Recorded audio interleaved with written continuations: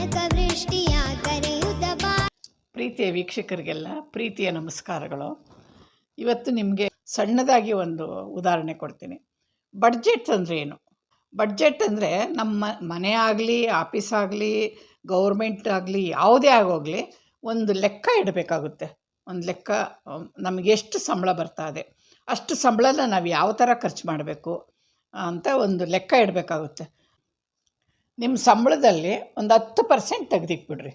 10% ತೆಗೆದು ಮಿಕ್ಕಿದ ಹಣನ ಲೆಕ್ಕ ಬರೀರಿ. ಏನು ಮೊಬೈಲ್ಗೆ ಎಷ್ಟು ಖರ್ಚು, ಮನೆ ಸಾಮಾನು ದಿನಸಿ ಖರ್ಚು, ಸ್ಕೂಲ್ ಫೀಸು, ಸ್ಕೂಲ್ ಖರ್ಚು, ಯೂನಿಫಾರಮ್ಮು, ಮನೆಯಲ್ಲಿ current bill, mobile bill, gas, ಹಾಲು, ತರಕಾರಿ, ಇದೆಲ್ಲ ಹಣ್ಣು ಹಂಪಲು ಎಲ್ಲದಕ್ಕೂ ಖರ್ಚು ಬರೀಬೇಕು. ನೀವು ಪ್ರತಿಯೊಂದು ಖರ್ಚಿನಲ್ಲೂ ಲೆಕ್ಕಾಚಾರವಾಗಿ ಲೆಕ್ಕ ಬರೆದು ಅದೇ ಥರ ನೀವು ಖರ್ಚು ಮಾಡಿದ್ರೆ ನಿಮಗೆ ಉಳಿತಾಯ ಆಗುತ್ತೆ.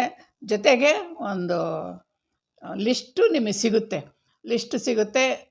ಇನ್ನೊಂದೇನು ಅಂದರೆ ನಮಗೆ ಸಂಬಳ ಸಾಲಲ್ಲ ಅನ್ನೋದೊಂದು ಪ್ರಶ್ನೆ ನಿಮ್ಮಲ್ಲಿ ಮನಸ್ಸಿಗೆ ಮೂಡೋದಿಲ್ಲ.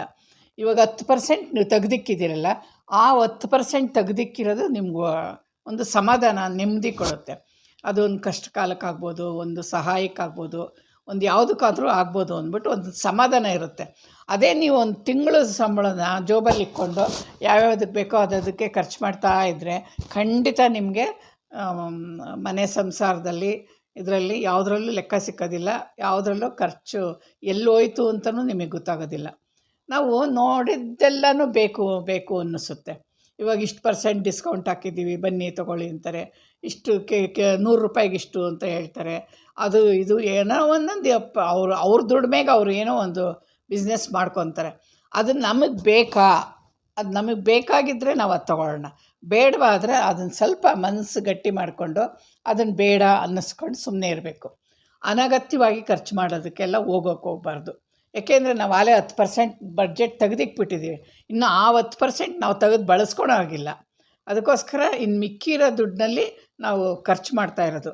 ಅದರಿಂದ ಅನಗತ್ಯದ್ದು ಖರ್ಚಿನ ಲೆಕ್ಕಾಚಾರಕ್ಕೆ ಹೋಗಬೇಡ್ರಿ. ಒಂದು ನಾವು ಮನೆಗೆ ಏನು ಸಾಮಾನು ತಂದು ಹಾಕ್ಕೊಂಡಿರ್ತೀವಿ, ಏನು ಲೆಕ್ಕ ಬರ್ಕೊಂಡಿರ್ತೀವಿ, ಅದೆಲ್ಲನೂ ಇರೋ ದುಡ್ಡಲ್ಲೇ ಎಲ್ಲ ಪ್ರತಿಯೊಂದನ್ನು ಲೆಕ್ಕಾಚಾರವಾಗಿ ಖರ್ಚು ಮಾಡ್ತೀವಿ. ಈ ಥರ ನಾವು ಬಡ್ಜೆಟ್ನಿಂದ ನಾವು ಸಂಸಾರ ನಡೆಸಿದ್ರೆ, ನಾವು ಬರ್ಕೊಂಡು ಸಂಸಾರ ನಡೆಸಿದ್ರೆ ಅದರಿಂದ ನಮಗೆ ನೆಮ್ಮದಿ ಸಿಗುತ್ತೆ. ಸಹವಾಸಕ್ಕೆ ಹೋಗೋದಿಲ್ಲ. ಸಾಲ ಮಾಡೋ ಥರನೇ ಇರಲ್ಲ. 1 ದಿವಸ 2 ದಿವಸ ಕಷ್ಟ ಆಗ್ಬೋದು, 1 ತಿಂಗಳು 2 ತಿಂಗಳು ಕಷ್ಟ ಆಗ್ಬೋದು. ಆದರೆ ಇದೇ ಥರ ನೀವು ಕಂಟಿನ್ಯೂಸ್ ಆಗಿ 1 ವರ್ಷ ಮಾಡಿರಿ. ನೀವು ತಾನಾಗಿಯೇ ನಿಮ್ಮ ಲೆಕ್ಕಾಚಾರ ಬಾಯಿನಲ್ಲೇ ಹೇಳೋಕ್ಕೆ ಬಂದುಬಿಡುತ್ತೆ. ಇನ್ನೊಬ್ರಿಗೂ ನೀವು ಸಹಾಯ ಮಾಡೋದಕ್ಕೆ ಈ ಥರ ಮಾಡು ಅಂತ ನೀವು ಕೂಡ ಹೇಳ್ಕೊಡ್ತೀರ. ಈ ಥರ ಎಲ್ಲ ಇರುತ್ತೆ. ಸಾಲಕ್ಕೆ ಸಹವಾಸ ಬೇಡ. ನಮಗೆ ಎಷ್ಟೈತೋ ಅಷ್ಟು ತೃಪ್ತಿಯಿಂದ ನಾವು ಜೀವನ ಮಾಡ್ಬೋದು. ತಿಂಗಳು ಪೂರ್ತಿ ಕಷ್ಟವೋ ಸುಖವೋ 1 ತಿಂಗಳು ಪೂರ್ತಿ ನಾವು ಜೀವನ ಮಾಡ್ಬೋದು. ನಾವು ಮನಸ್ಸಿಗೆ ನೆಮ್ಮದಿ ಇರುತ್ತೆ, ಸಮಾಧಾನ ಇರುತ್ತೆ. ರಾತ್ರಿ ಮಲ್ಕೊಂಡ್ರೆ ಆರಾಮಾಗಿ ಕಣ್ಣು ತುಂಬ ನಿದ್ದೆ ಬರುತ್ತೆ. ಈ ಥರ ನಾವು ಸಮಾಧಾನವಾಗಿ ಸಂಸಾರ ಮಾಡೋದಕ್ಕೆ ಯಾವ ಥರ ನಮಗೆ ವಿಧಾನಗಳಿವೆ ಅದನ್ನು ನಾವು ಗುರುತಿನಲ್ಲಿಟ್ಕೊಂಡು ಅದರಂತೆ ನಾವು ನಡ್ಕೊಂಡೋದ್ರೆ ದಾರಿ ಸುಗಮವಾಗಿರುತ್ತೆ. 1ನೇ ಅಧ್ಯಾಯ ನಿಮ್ಗೆ ಹೇಳಿದ್ದೀನಿ. ಇದು ಪ್ರತಿಯೊಬ್ಬರೂ ಇದನ್ನೆಲ್ಲ ಗಮನದಲ್ಲಿಟ್ಕೊಂಡು ಪ್ರತಿಯೊಬ್ಬರೂ ಈ ಥರ ಬಡ್ಜೆಟ್ ಹಾಕ್ಕೊಂಡು ಒಂದು ಬುಕ್ ಮಾಡಿಕೊಳ್ಳ್ರಿ. ಆದರೆ ಆ 10% ತೆಗೆದಿಕ್ಕಿರೋದು ಮಾತ್ರ ಮುಟ್ಟಕ್ಕೆ ಹೋಗಬೇಡ್ರಿ. ಅದ್ರ ಯೋಚನೆ ಕೂಡ ಮಾಡಬೇಡಿ. ಅದೇ ನಿಮಗೆ ದೊಡ್ಡ ಆದಾಯ ಆಗುತ್ತೆ. ವರ್ಷವೂ 10% ತೆಗೆದಿಕ್ಕಿದ್ರೆ ಎಷ್ಟು ಆದಾಯ ಆಗುತ್ತೆ. ಅದೇ ನೀವು ಬಂದಿದ್ದೆಲ್ಲ ಜೋಬಲ್ಲಿ ಇಟ್ಕೊಂಡು ಖರ್ಚು ಮಾಡ್ತಾಯಿದ್ರೆ ಖಂಡಿತ ಆದಾಯ ನಿಮಗೆ ಸರೋಗೋದಿಲ್ಲ. ಪ್ರತಿಯೊಬ್ಬರು ವೀಕ್ಷಕರೆಲ್ಲ ಈ ವಿಡಿಯೋನ ನೋಡಿರ್ತೀರ. ಲೈಕ್ ಮಾಡಿ, ಶೇರ್ ಮಾಡಿ, ಸಬ್ಸ್ಕ್ರೈಬರ್ ಆಗಿರಿ.